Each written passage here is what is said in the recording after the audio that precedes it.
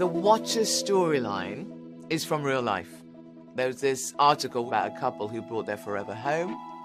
They move in and they find this beautiful house, but suddenly some letters start arriving. Do you know the history of the house?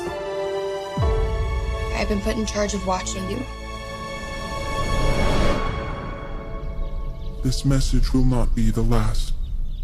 I am the Watcher. Which kind of intimate that they are being watched and observed, and their children are being observed, and this house has been watched for a very long time. You go, that creeps me out already. So that's a real story. And I remember when it was in the news, you know, I lived on the East Coast at the time, and it was a big, scary, creepy story that I think a lot of us won't forget. Reading the story, which I devoured, the article was just, you know, super juicy, jam-packed with detail, and I really imagined myself in their shoes, and I felt like everybody else could as well. It was amazing to know how many people know the story based on this one article. And so that was really a jumping off point for Ryan to explore a lot of these themes, whether it's sort of the upward mobility of Americans chasing the American dream and protecting your family when you're powerless.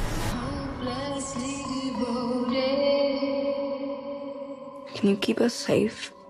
And it's also a metaphor for that American dream of the house.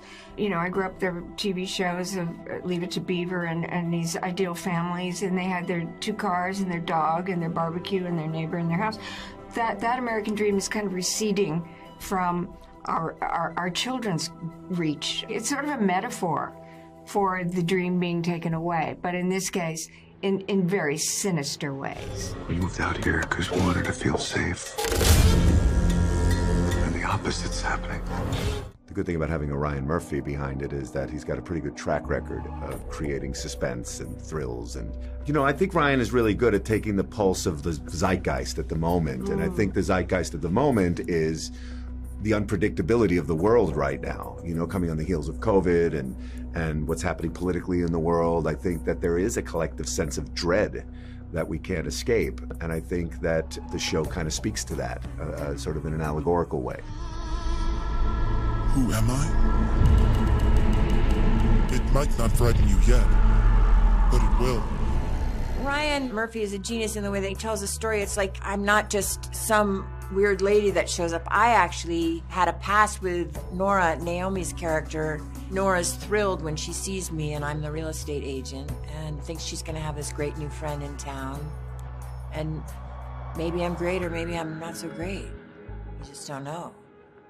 It's not a prank. You need to sell. Do. I feel like I would really do what they did, you know? I would probably go back and forth of wanting to figure out what's going on and panic and terror at the same time.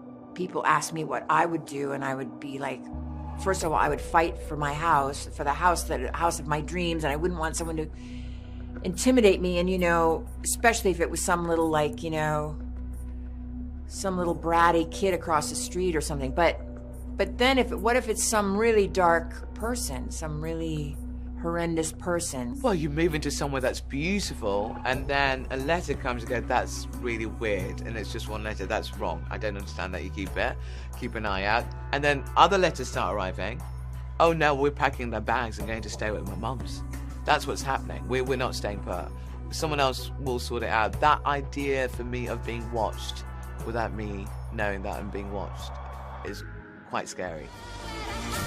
I will never stop watching.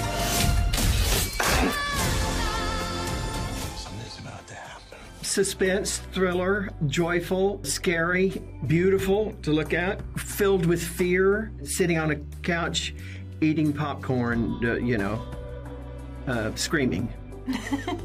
Anyone who's watching it will change their opinion a few times of who the Watcher could possibly be. You gotta watch it. You gotta watch it.